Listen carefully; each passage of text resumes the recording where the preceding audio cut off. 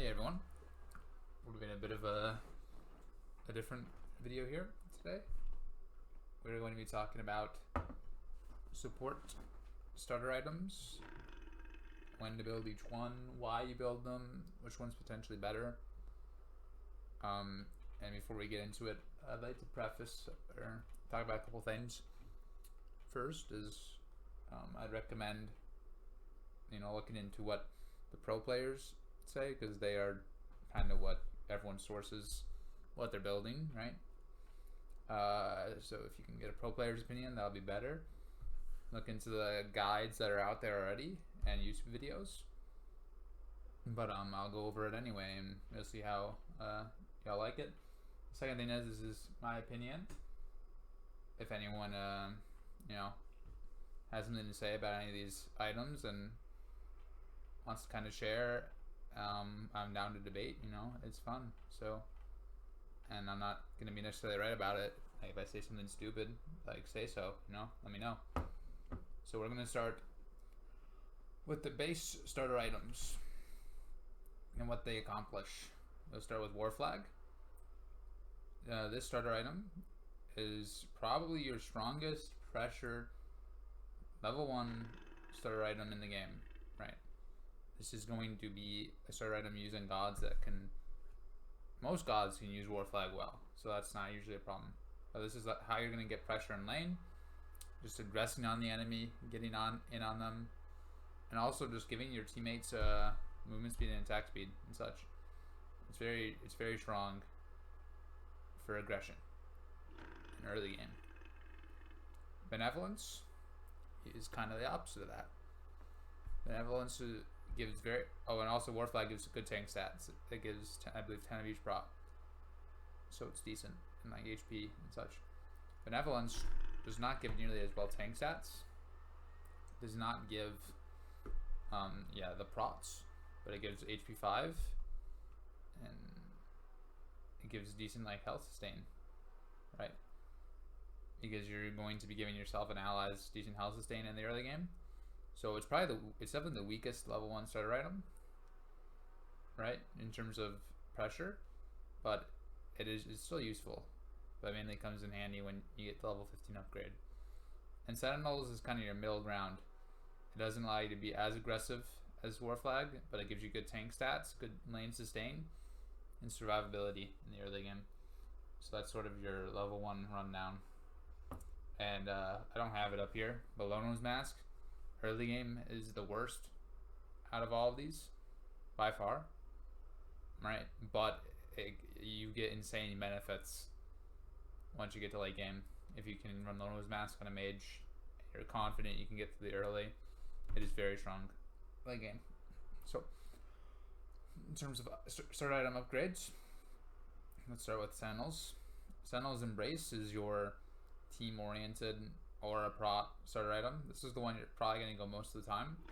It's not greedy. You give your team, and if you're alone, you give yourself good prots, but mainly you're splitting the prots with your teammates. So just a good aura protection item that can keep your team alive, and it makes you decently strong in the late game. Sentinel's Boon is your greed starter. This gives you really good gold income if you're like splitting waves all the time.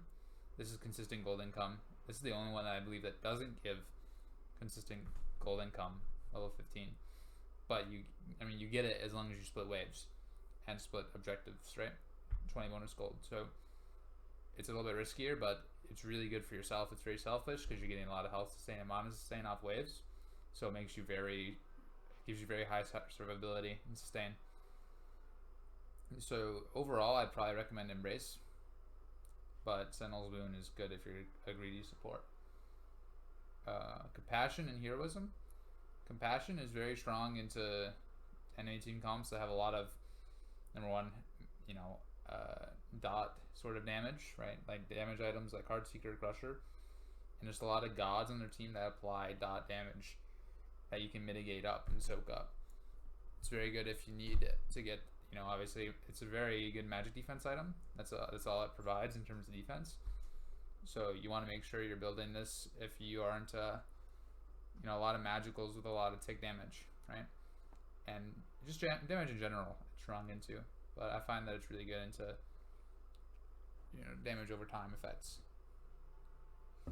Heroism is very strong in the comps that rely off of 1 or 2 hard CCs to engage on a backliner and kill them. For example, Heroism is very strong into something like Nausea, right?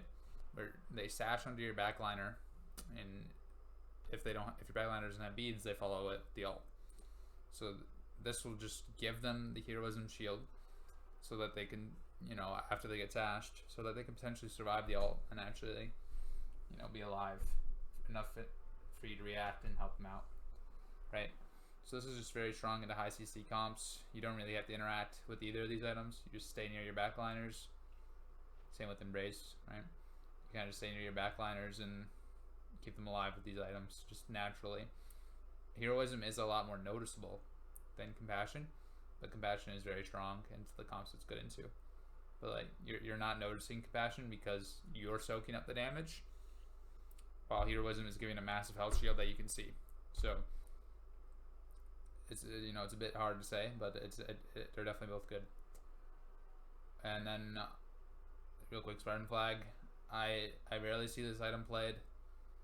It's just stats are just worse than all the other starters. Its passive is very, very niche in application. You would need some really hard, like high lockdown to make the aura actually beneficial to your team. So it's just a very awkward item, and I don't think it's been played really ever since it came out. It just had like if it had a spotlight, it was a very short time. And War Banner, it's basically just your standard starter for War Flag on steroids. Nothing really changes. It just becomes stronger, and whenever you do damage, you give yourself and nearby allies HP and mana sustain. So that's the one main difference. But it's still a movement speed, attack speed, like stimmer. It just makes those better, and it allows your team to get really aggressive or just kite out the enemies if you need to. And then the low nose upgrade gives you mitigation and aura prots to your teammates, so it's just very strong for the mages if you can just give yourself a lot of mitigations. If you can get low nose mask with a prophetic cloak and a Thebes, you're literally basically already getting the full prots you need from those items to not get weakened. So you're just a super tank, and you can have like 2 power items if you want as a mage support and still get away with it and have like lots of mitigations. So that's just sort of all the support starter items listed off. Basic rundowns. Hope you guys enjoyed it. And if you have any questions or comments or concerns, please let me know. Everyone take care. Have a nice day.